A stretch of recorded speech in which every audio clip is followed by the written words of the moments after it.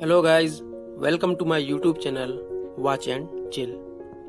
Guys, आज हम बात करेंगे उन लोगों के बारे में जो अपने सपने पूरे करने के लिए बड़े शहरों में आते हैं और छोटे से कमरे में रहते हैं। गाइस, आपको पता होगा कि मुंबई और दिल्ली जैसे बड़े शहर में लोग माचिस की डिबिया जैसे घरों में रहने को मजबूर हैं। तो कुछ ऐसा ही हाल दुनिया के दूसरे बड़े शहर का भी है। उसमें से एक ऐसा ही शहर है दक्षिण कोरिया की राजधानी सियोल।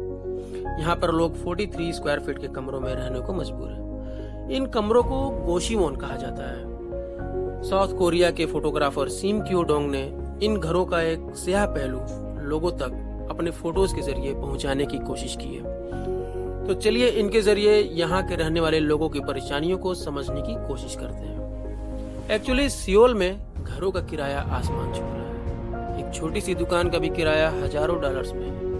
इसलिए लोग इन छोटे छोटे केबिन, जिन्हें गोशीमोन कहते हैं, उनमें रहा करते हैं। इनका किराया बहुत ही कम है। एक बिना खिड़की वाले गोशीमोन का किराया करीब 15,000 रुपए होगा।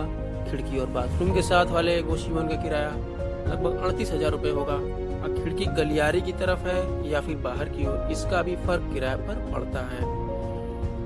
सिम क्यो डोंग के अनुसार ये सियोल के महंगे किराए वाले कमरों का एक ऑप्शन है। इन्हें बस आप सोने के लिए, पढ़ने के लिए इस्तेमाल कर सकते हैं। ये इन लोगों के लिए है जो गांव से आते हैं सियोल अपने सपनों को पूरा करने। जैसे हमारे हिंदुस्तान में लोग बिहार से, यूपी से आते हैं दिल्ली, बॉम्बे, बेंगलोर जैसे बड़े शहरों में अपने सपने पूरा करना। कुछ ऐसा ही हाल वहां पर भी है। यहाँ पर ज्यादातर लोग तब तक रहते हैं जब तक वो बड़े कमरे का किराया या घर खरीदने के लिए पैसे, एक अच्छा खासा पैसे जमा नहीं कर लेते हैं।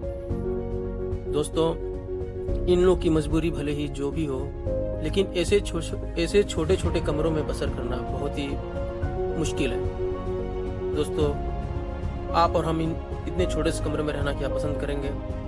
पसंद तो कोई भी नहीं करेगा।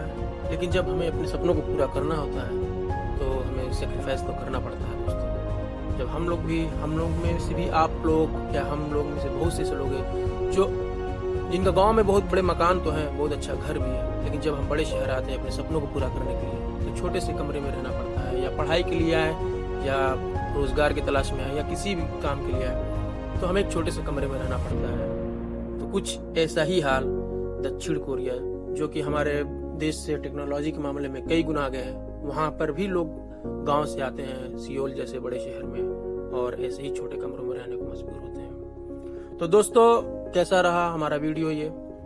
अगर जानकारी आपको अच्छी लगी हो तो प्लीज ये चैनल सब्सक्राइब कर देना और ये वीडियो अपने दोस्तों और रिश्तेदारों और सगे संबंधियों में शेयर करना, लाइक करना, कमेंट करके बताना कैसा लगा।